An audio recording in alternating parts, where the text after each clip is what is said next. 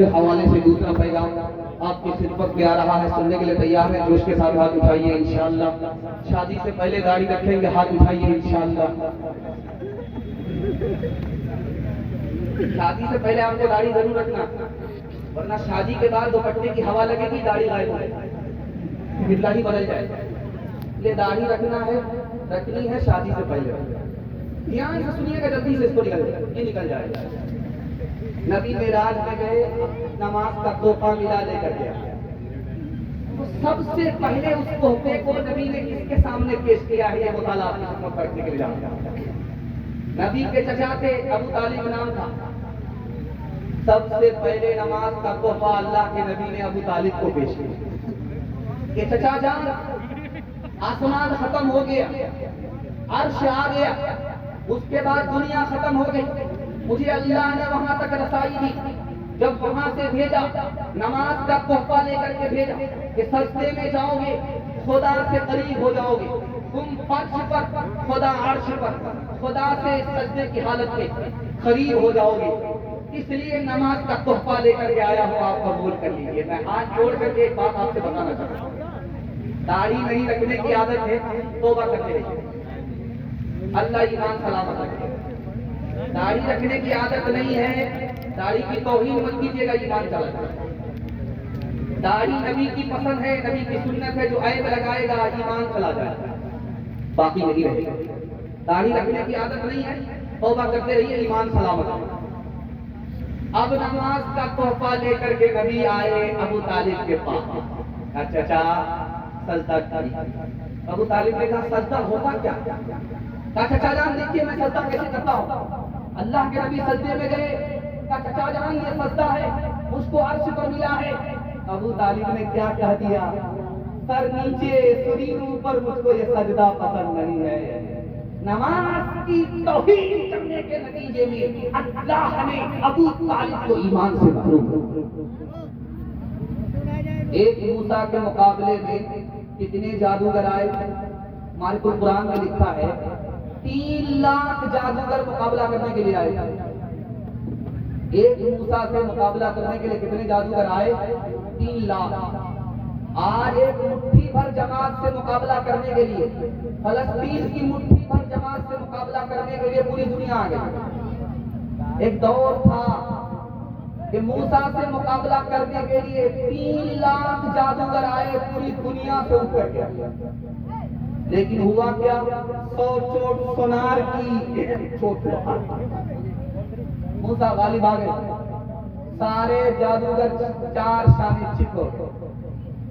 تو اللہ نے موسیٰ نے اللہ سے سوال کیا، میرے پروردگار جادوگر مجھ سے مقابلہ کرنے کے لیے وہ مسلمان ہو گئے، فرعون مسلمان نہیں ہوا۔ تو اللہ کی طرف سے جواب آیا، اے موسیٰ وہ تمہارا کپڑا پہن کر کے آیا، تمہاری داڑھی رکھ کر کے آیا، تمہاری لاٹھی لے کر کے آیا، تمہاری نقل اتار رہے، میری رحمت نے گوارا نہیں کیا جو تمہاری نقل اتارے کپڑے کی، جو تمہاری نقل اتارے داڑھی کی، جو تمہاری نقل اتارے لاٹھی کی، اس کو جہنم میں ڈال دو۔ اس لیے میں نے کلمے کی توفیق دی، وہ کلمہ پڑھ کر مسلمان۔ دعا کیجیے، یہی بدل میں لکھنؤ میں تھے مولانا علی میاں ندوی رحمۃ اللہ، اللہ پوری ملت کی طرف سے ان کو جزائے خیر دے۔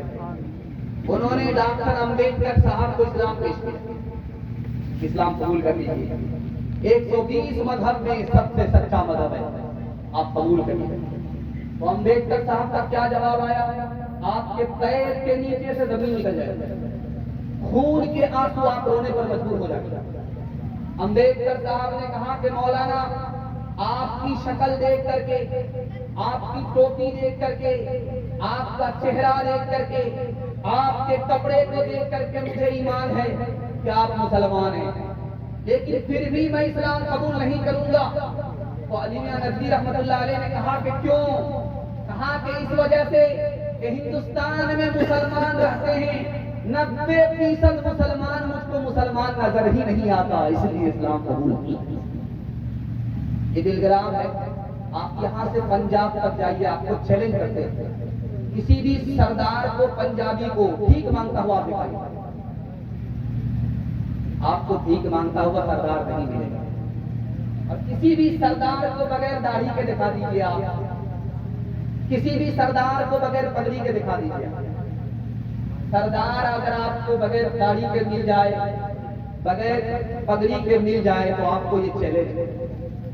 سردار کی تعداد ہندوستان میں کتنی ہے جیسے آٹے میں بال, اور مسلمانوں کی تعداد سردار کے مقابلے میں ایسے جیسے آسمان کے ستارے.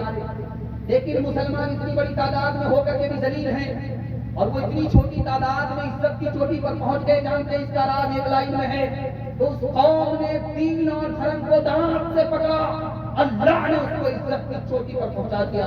ہم نے دین اور دھرم کو ٹھکرایا, اللہ نے ذلت کے گڑھے میں پہنچا دیا. ایک آدمی نے کتاب میں پڑھا تھا جس کی داڑھی بڑی ہوتی ہے وہ بے وقوف ہوتا ہے, جس کا سر بڑا ہوتا ہے وہ الو کا پٹھا بھینس کا انڈا کیلے کا چھلکا. اس نے سوچا کہ یار یہ سر کو چھوٹا تو کر نہیں سکتا اور داڑھی کو چھوٹی کر سکتا. کینچی تلاش کیا نہیں ملی. اس نے سوچا چراغ چل رہا, مٹھی بھر داڑھی, مٹھی کے اندر جو داڑھی باہر وہ قبیلے سے باہر.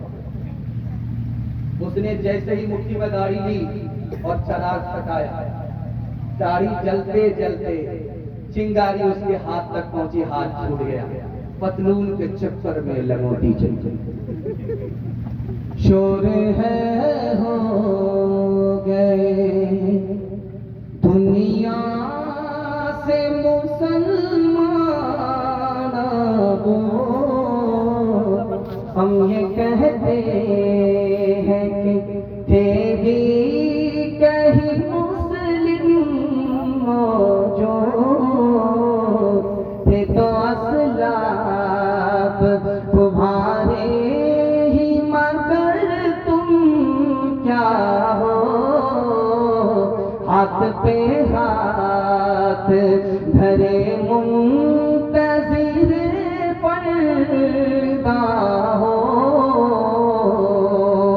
وقت میں تم ہو نصارا تو تمدن میں ہنو, یہ مسلمان ہیں جنہیں دیکھ کے شرمائے ہو, یہ مسلمان ہیں. خوبصورت پیغام نکل گیا, بڑی امید کے ساتھ انشاءاللہ نبی کی سنت کو دل میں جگہ دیں گے اور نبی کی سنت کو قدم قدم پر زندہ کریں گے. ہاتھ اٹھائیے انشاءاللہ, بیوی سے پوچھ کر کے داڑھی رکھیں گے, ہاتھ اٹھائیے انشاءاللہ. پھر ان لوگوں نے زیادہ ہاتھ اٹھایا جن کا ووٹر لسٹ میں بھی نام ہی نہیں. خیر ماشاءاللہ آپ نے بیداری کا ثبوت دیا. چوتھا پیغام آپ کی خدمت میں قرآن کے حوالے سے لے کر کے آ رہا ہوں, سننے کے لیے تیار ہیں؟ جوش کے ساتھ ہاتھ اٹھائیے انشاءاللہ. اللہ کے رسول پیدل ہے,